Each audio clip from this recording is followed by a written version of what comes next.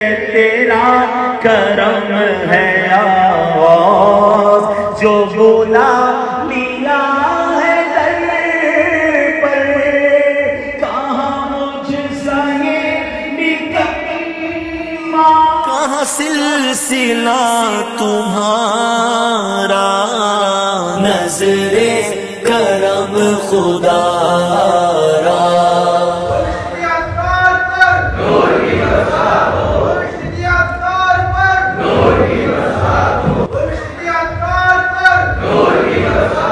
جب ہم غوث پاک کے وعظ پڑھتے ہیں، بیانات پڑھتے ہیں نا، اس میں غوث پاک نے باقاعدہ اس انداز میں بیان فرمایا، اے لوگوں تمہیں کیا ہو گیا، اے بغداد کے لوگوں تمہیں کیا ہو گیا، اے فلاں تمہیں کیا ہو گیا ہے، اور انہیں نیکی کی دعوت دیتے تھے، برائی سے منع کرتے تھے۔ میرے پیارے اسلامی بھائیوں، آج اللہ پاک کی رحمت ہے، ہم غوث پاک رحمت اللہ تعالیٰ علیہ کے دربار میں حاضر ہوئے ہیں۔ ہمیں بھی اپنے اندر یہ جذبہ پیدا کرنا ہے کہ ہمیں برائی سے بچنا بھی ہے اور برائی سے بچانا بھی ہے۔ ہمیں اپنے اوپر بھی غور کرنا ہے کہ جب ہم یہاں سے، کیونکہ اب تو حاضری ہو چکی، اب کئیوں کی کل واپسی ہے، کئیوں کی پرسوں واپسی ہے، واپسیاں ہو رہی ہیں ماشاءاللہ، نجف اشرف ہو گئے، کربلا سے آ گئے، کئی مزارات پر حاضریاں ہو گئی، کئیوں کی کل ایک کا دن میں واپسی ہے۔ واپسی سے پہلے غور کر لیجئے گا کہ یہ واپسی جو میری ہو رہی ہے، مجھے میں کوئی تبدیلی بھی آئی ہے نہیں آئی ہے، کہ جہاں تھا وہیں کھڑا ہوں یا مائنس سے چلا گیا ہوں، بے نمازی آیا تھا بے نمازی جا رہا ہوں، داڑھی منڈا آیا تھا داڑھی وہی جیسا تھا ویسا ہی جا رہا ہوں۔ تو یہاں تو بڑے بڑے تبدیل ہو گئے، میں کیوں نہیں بدلا؟ یعنی ہم غور کریں تمام تر سفر میں، پھر کربلا، پھر نجف اشرف، اتنے بزرگوں کی بارگاہ میں، بغداد معلّہ آئیں، واپس چلے جائیں، اور واپس جا کر بھی نمازیں ہماری نہ ہو رہی ہوں۔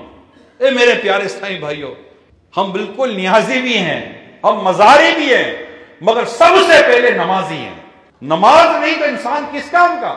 نماز ہی نہیں ہے، اللہ کی عبادت ہی نہیں ہے۔ اللہ حدیث قدسی ہے کہ بندہ فرائض کے ذریعے جتنا میرا قرب حاصل کرتا ہے، کسی اور عمل کے ذریعے نہیں کر پاتا۔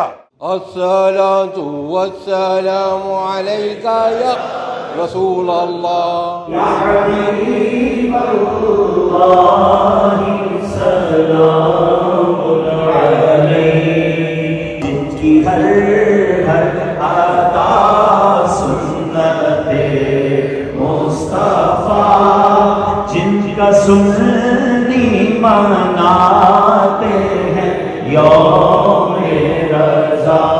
یہ عطا دستگیری کوئی میرے دل سے پوچھے، وہی آ گئے مدد کو، میں نے جب جہاں پکارا، نظر کرم خدا را۔